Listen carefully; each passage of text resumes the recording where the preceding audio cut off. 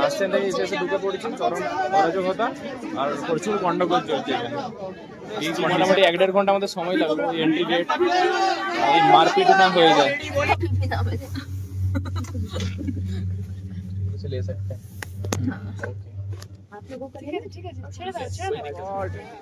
ভাবা যাচ্ছে না, এই এতদিন দেখেছি শুধু ভিডিওতে, আজ আমরা সরাসরি পাচ্ছি যে কেমন ভাবে স্নো ফলিং হয়। ও মাই গড, তুমি তো স্নোতে ভরে যাবে গো, একটু দাঁড়িয়ে থাকলে টুপিটা ভালো করে নাও। ওটাচ্ছি তো হচ্ছে ভিডিও।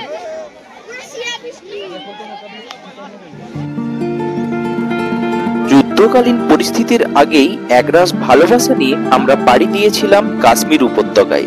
যে জায়গাগুলি ঘুরে দেখেছিলাম সেগুলির ভিডিও আগেই এই চ্যানেলে আপলোড হয়ে আছে। উপত্যকা ভ্রমণের এই শেষ পর্ব। এই পর্বে আপনারা দেখবেন গুলমার্গের গন্ডোলা সহ বরফ ভেজা গুলমার্গ ভ্রমণের সমস্ত তথ্য ও আমাদের অভিজ্ঞতা।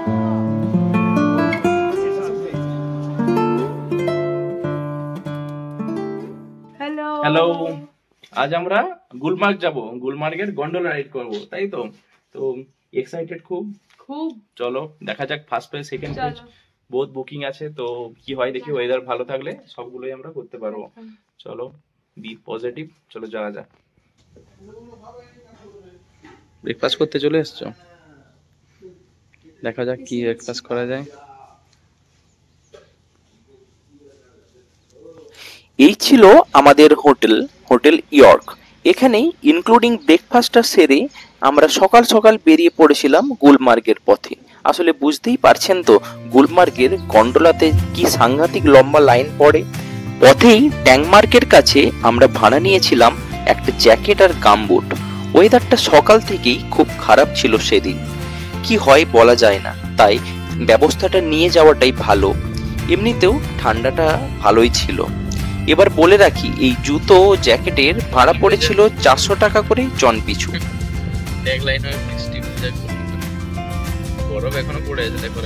শ্রীনগর থেকে গুলমার্গের পথ বেশি দূর নয়, মোটামুটি 55 কিলোমিটারের মতো। সময় লাগে 1 থেকে 1.5 ঘন্টা। আর গাড়ি ভাড়া পড়বে 2,500 থেকে 3,000-এর মতো যদি ছোট গাড়ি হয়।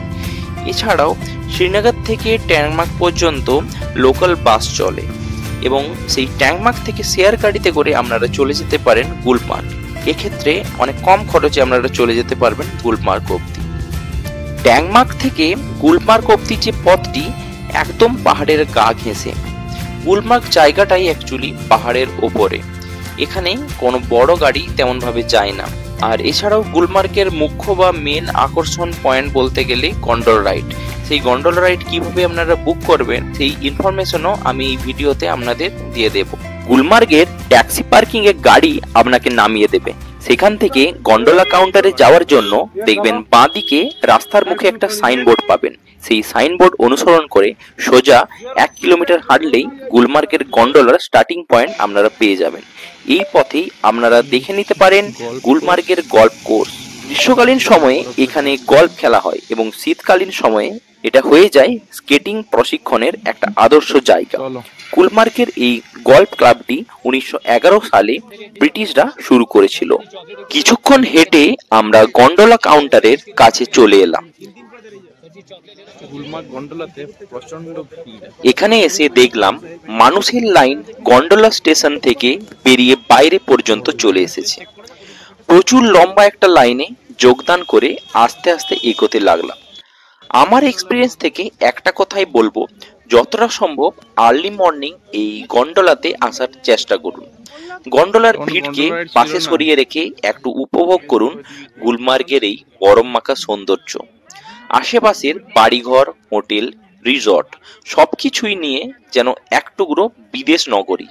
গুলমার্গের অনেক উন্নত মানের রিসর্ট এবং হোটেল রয়েছে থাকার জন্য, কিন্তু সেগুলির ভাড়া অনেকটাই বেশি হয়ে থাকে। তাই অধিকাংশ ক্ষেত্রে মানুষ শ্রীনগর থেকে গুলমার্গের একটি ডে ট্রিপ করে থাকে। বাইরের লম্বা লাইন দেখে যদি হতাশ হচ্ছিলেন, তাহলে ভিতরের লাইন দেখলে বুঝতে পারবেন ভিড় কাকে বলে।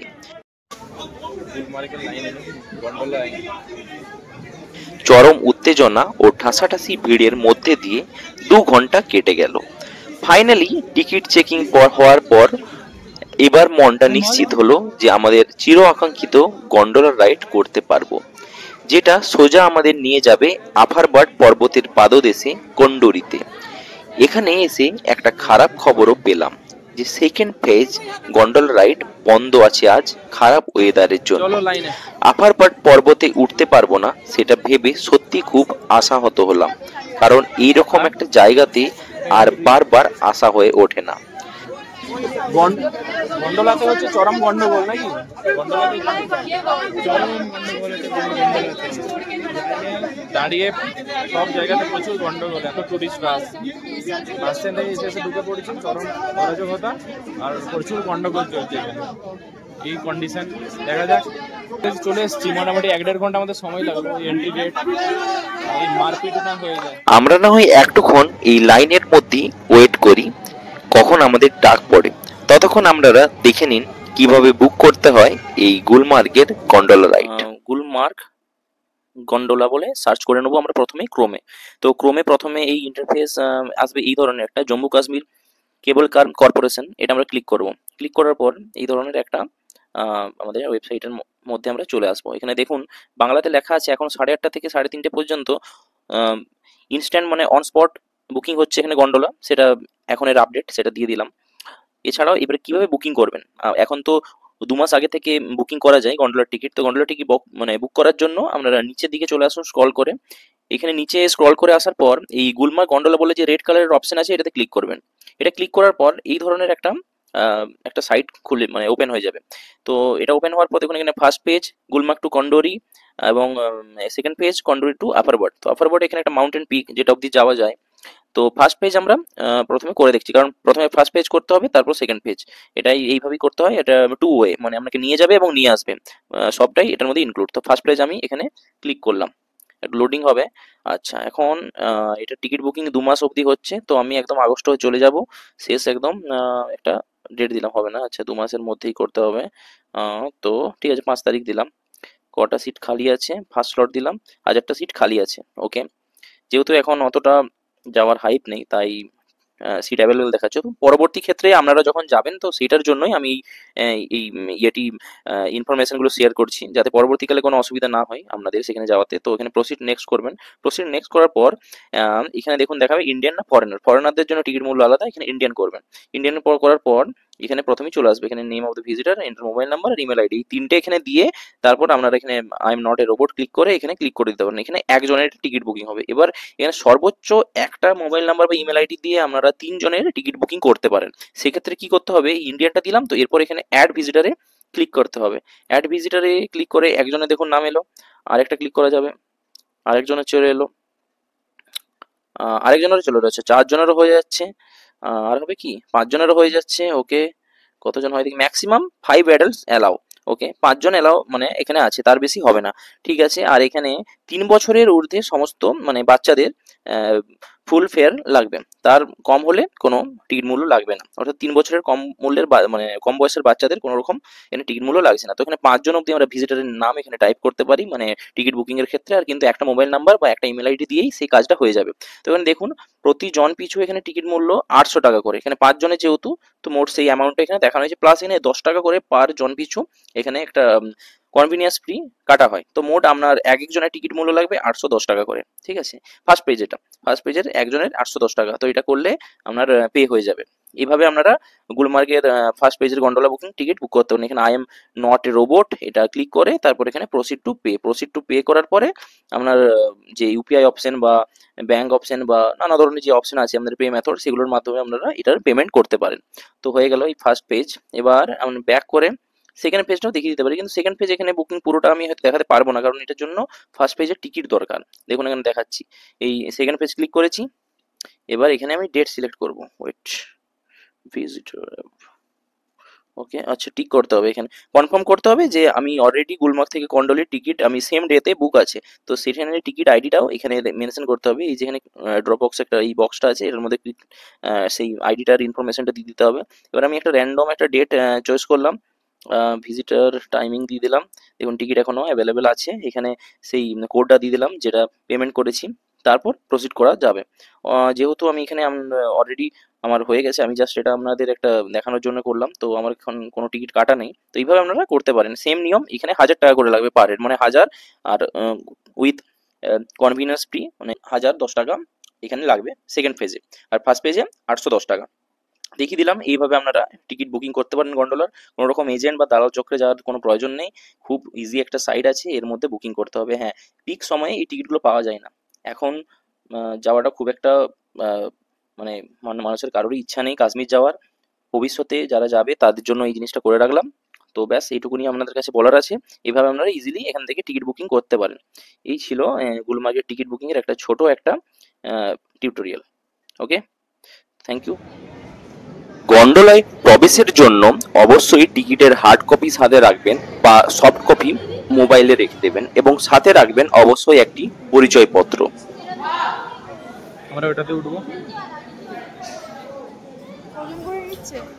দেখা যাক কজন করে নিচ্ছে। চলো ঢুকো ঢুকো, এসো এসো এসো এসো এসো, উঠে যাও উঠে যাও, এদিকে এদিকে এদিকে বসো, এদিকে বসো, ভিউটা পাবে।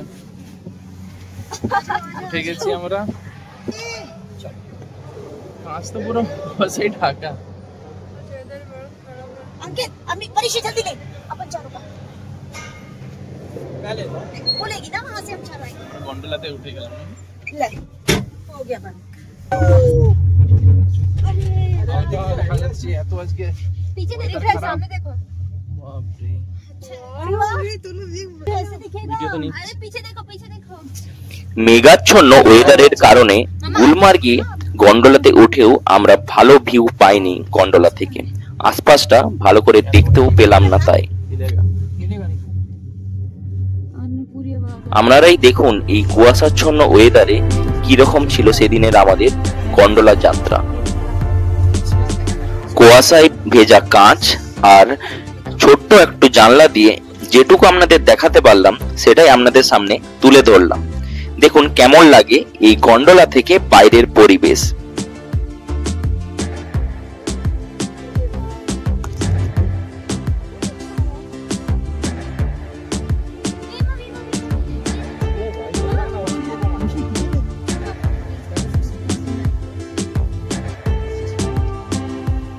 ওয়াও, 1998-এ একটি ফ্রেঞ্চ কোম্পানির সহায়তায় এখানে কেবল কার লিফট বা গন্ডোলা রাইড শুরু হয়েছিল।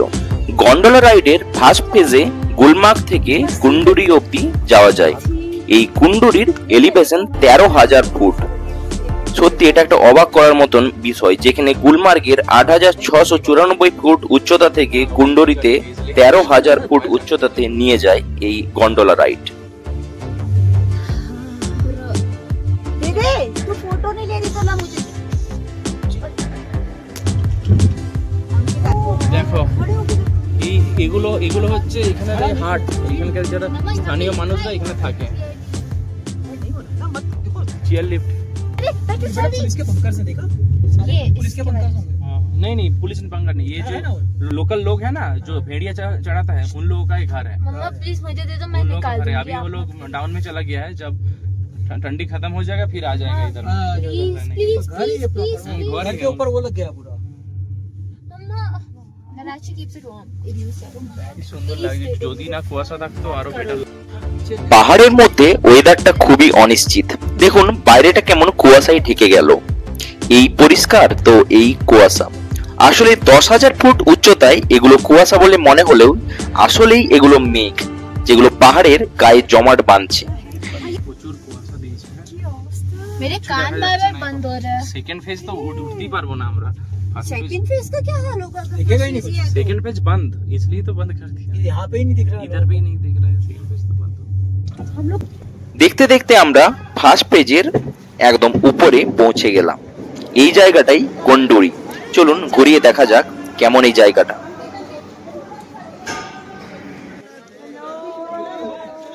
পুরো এখানে অবস্থা খারাপ, পুরো কুয়াশায় ভর্তি, ভিজিবিলিটি খুব কম, পুরো একদম কুয়াশায় ভর্তি। গুলমার্গ এখন কুয়াশাচ্ছন্ন আর বরফে ভর্তি। নিজেদের কি হারিয়ে ফেলবো যা অবস্থা আমাদের। রিটার্ন জার্নির ইয়েটা দেখো, লাইনটা দেখো। আমরা একটু পরে যাবো, যেহেতু এটাই ফার্স্ট পেজ, একটু পরেই আমরা বেরোবো। কিছু দেখা যাচ্ছে না, পুরো কুয়াশা, কিছু দেখা যাচ্ছে না। সোনমার্গের থেকেও গুলমার্গে বরফ অনেক বেশি, আর ভিজিবিলিটি প্রায় নীল, এতটাই কুয়াশা আর ফগ ওয়েদার আজ। এই আমরা এখন আছি গুলমার্গে। সেকেন্ড ফেজ আজ বন্ধ, এই যে সেকেন্ড ফেজ বন্ধ, কিছুই দেখা যাচ্ছে না। আফারবার্ড পিক তো কিছু ভিজিবলই হচ্ছে না এখান থেকে। সেকেন্ড ফেজ রোবওয়ে তাই আজকের মতো বন্ধ। আমরা এখন ফার্স্ট পেজে আছি। একটু একটু করে ফগ একটু কমছে, দেখা যাক কি হয়। পুরো এত বড় লাইন সেকেন্ড ফেজ ওঠার জন্য, আমরা ওয়েট করব। চেয়ার লিফটগুলো দাঁড়িয়ে আছে ওই দিকে, চেয়ার লিফট বন্ধ সেকেন্ড ফেজ যাওয়ার জন্য। পাহাড় কিছু দেখা যাচ্ছে না, অবস্থা খুব খারাপ।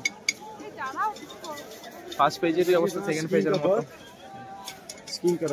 স্নোফল হচ্ছে গুলমার্গে, স্নোফল পাচ্ছি আমরা, হালকা হালকা স্নোফল হচ্ছে, লাইভ স্নোফল, লাইভ স্নোফল পাচ্ছি। সেটা কেমন লাগছে? লাইভ স্নোফল, লাইভে ফার্স্ট টাইম মার্চ মাসে যে আমরা ইয়ে পাবো এটা আশা করিনি। ওয়াও, জল জমে পরে স্নো হতে পরিণত হয়েছে, হালকা হালকা স্নোফল হচ্ছে। দেখা যাক আরো যদি বাড়ে, অসাধারণ লাগছে।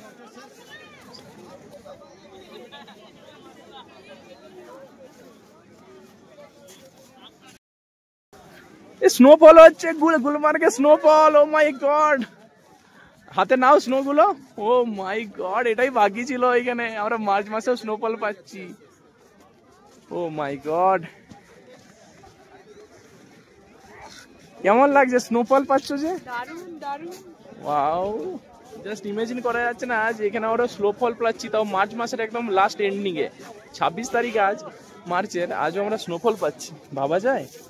আরে ওই ফলের দরকার নেই, দেখো হাতে আমার স্নো পড়ছে, দেখো কত। ও মাই গড, ভাবা যাচ্ছে না। এই এতদিন দেখেছি শুধু ভিডিওতে, আজ আমরা সরাসরি পাচ্ছি যে কেমন ভাবে স্নো ফলিং হয়। ও মাই গড, তুমি তো স্নোতে ভরে যাবে গো একটু দাঁড়িয়ে থাকলে, টুপিটা ভালো করে নাও। বাপরে, এত স্নোফল গুলমার্গে, স্নোফল ভাবা যায়? এত গন্ডগোল দস্তাদস্তি করে এত লাইন পেরিয়ে এই কুয়াশার জন্য গন্ডোলাতে আমরা গন্ডোলা পেরিয়ে আমরা এখন গুলমার্গের এই ফার্স্ট ফেজে দাঁড়িয়ে আছি। সেকেন্ড ফেজ বন্ধ, কিন্তু স্নোফল পাচ্ছি। আর কি চাই, পুরো স্নো। মাই গড, এই স্নোকে মাউন্টেনের উপরে আবার স্নোফল, ভাবা যায়? এটা সত্যি উপরই পাওনা ছিল। লাস্ট দিন যাওয়ার আগে সবকিছু পেয়ে গেলাম এক্সপিরিয়েন্স, তাই না? অন্ধকার হয়ে গেল, হোক না, কি আছে। গুলমার্গ আমাদের হতাশ করেনি। সেকেন্ড পেজে উঠতে না পারলেও অভিজ্ঞতার ঝুলি ভরিয়েছিলাম স্নোফলের আনন্দ দিয়ে।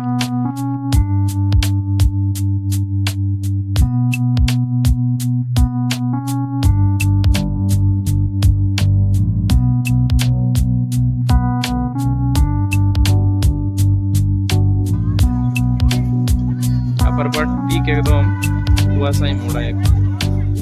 শীতকালীন সময় গুলমার্গে স্কিং সহ অন্যান্য শীতকালীন খেলাগুলি আফারপাট পর্বতের ঢালে হয়ে থাকে। এখানে আফারপাট শিখরে উচ্চতা 13,999 ফুট। গুলমার্গের বিখ্যাত রোপওয়ের মাধ্যমে এই আফারপাট শিখর পর্যন্ত যাওয়া যায়।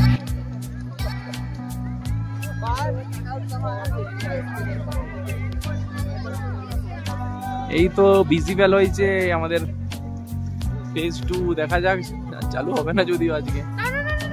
চলছে চলছে, দাঁড়াও, এদিকটা ভিজিবিলিটি হচ্ছে।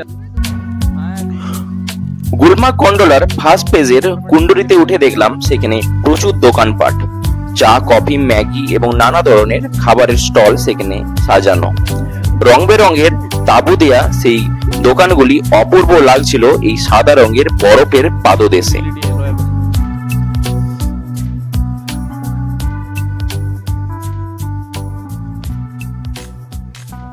বরফ পড়ছে, হ্যাঁ একবার করে করে পড়ছে বরফ, এখন ভালো রকম পড়ছে বরফ। না না, বানাবো না, বানাতে বলো, বরফ পড়ছে। এটা গুলমার্গে বরফ। ও মাই গড, বরফ পড়ছে, মাঝে মাঝে পড়ছে, মাঝে মাঝে স্টপ হয়ে যাচ্ছে, রোদও বাড়ছে কোন একটা দিকে। পূর্ববর্তী সময়ে নাগা পর্বত দর্শনের জন্য পাহাড়ি রাস্তা দিয়ে ট্রেক করে উঠতে হতো, খিলানমাগ পর্যন্ত। বর্তমানে গন্ডোলার সুবিধা থাকায় সরাসরি আফারবার্ড মাউন্টেনে উঠে নাগা পর্বত সহ পীর পাঞ্জাল রেঞ্জ অনায়াসে দেখা যায়। কিন্তু আজকের এই খারাপ আবহাওয়ার জন্য নাগা পর্বত দর্শনের উপলব্ধিটা ফ্রেমবন্দি করতে পারলাম না। গন্ডোলাতে ফিরতি পথেও আমরা পেয়েছিলাম লম্বা একটা লাইন। এটাতেও আমাদের সময় লেগে গিয়েছিল মোটামুটি 2 ঘন্টার মতো। তাই সেই লাইনে খালি পেটে কেন দাঁড়িয়ে থাকবো, তাই সামনে যেটাই পাচ্ছিলাম সেটাই টেস্ট করার ট্রাই করলাম। এখানের একটা স্পেশাল জিনিস পাওয়া যায় যেটাকে বলা হয় গুলমার্গের কুলচা। এই কুলচা এক ধরনের নারকেলের এক ধরনের একটা চকলেট, সেটাও আমরা খেয়ে টেস্ট করলাম। বেশ ভালোই খেতে ছিল, মিষ্টি খুবই। এছাড়াও এখানে আমরা খেয়েছিলাম পাহাড়ের উপরে বানানো টমেটো এবং সেউ ভাজা দিয়ে ঝালমুড়ি। এটা তথাকথিত আমাদের পশ্চিমবঙ্গের ঝালমুড়ির মতো একদমই ছিল না, খেতে টক টক, বাট বেশ ভালোই লাগছিল। পাহাড়ে মুড়ি কেমন লাগছে? বরফের মধ্যে মুড়ি খেতে আলাদা এরকম না এক্সপিরিয়েন্সটা? চলো, আবার কুয়াশা, সেই মাঝে মাঝে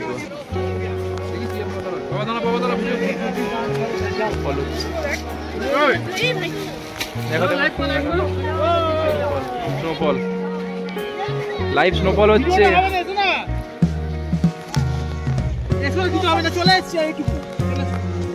লাইভ স্নোফল হচ্ছে, স্নোফল এইটা অনেক ভালো আসছে।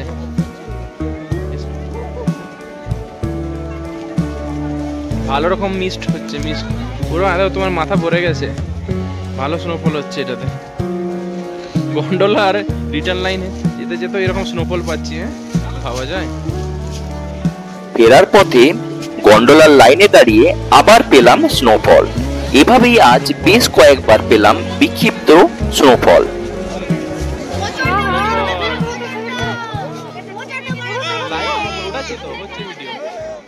গুলমার্গের গন্ডোলা সকাল 9টা থেকে শুরু হয়ে বিকেল 4টে অবধি চালু থাকে। বিকেল 4টের পর এখানের এন্ট্রি গেট বন্ধ হয়ে যায় এবং ফেরার সময় সন্ধ্যে 6টা অবধি সেই ফিরতি রোপওয়েগুলি চালু থাকে। আমরাও মোটামুটি বিকেল 4টে করে নেমে এসেছিলাম গুলমার্গে। গুলমার্গে নেমে ঘুরে দেখে নিয়েছিলাম এখানের আশেপাশের বরফ মাখা পরিবেশ। ফিরতি পথে আমরা দেখেছিলাম এখানের সেই তুষার মণ্ডিত গল্ফ কোর্স, যেটা গরমের সময় হয়ে থাকে সবুজের উপত্যকা, কিন্তু এখন সেটা প্রকৃতির নিয়মে সাদা বরফের গালিচাই মেলা। সমুদ্রপৃষ্ঠ থেকে 8694 ফুট উচ্চতায় পীর পাঞ্জাল শৈলশিলার মধ্যবর্তী স্থানে অবস্থিত এই গুলমার্গ উপত্যকা। শীতকালে বরফ দিয়ে ঢাকা থাকে এই তৃণভূমি, যা বসন্তের শেষে এবং গ্রীষ্মকালে নানা রকম রং বেরঙের রঙিন বুনো ফুলের বাগানে পরিণত হয়। তাই এই জায়গাকে বলা হয় গুলমার্গ বা দ্য মেডো অফ ফ্লাওয়ার। শেষমেশ দেখে নিলাম আই লাভ গুলমার্গের সেলফি পয়েন্ট। এখান থেকে গুলমার্গের ভ্যালি সহ আফারবার্ড মাউন্টেনকে খুব সুন্দর দেখা যাচ্ছিল। ট্যাক্সি স্ট্যান্ডে দূর থেকেই দেখে নিলাম গুলমার্গের বিখ্যাত শিব মন্দিরটি। এখানেই শেষ করলাম গুলমার্গের এই পর্বটি। ভালো লাগলে লাইক, শেয়ার এবং সাবস্ক্রাইব করে পাশে থাকবেন। দেখা হচ্ছে অন্য কোনো ভিডিওতে। আজকের মতো বাই।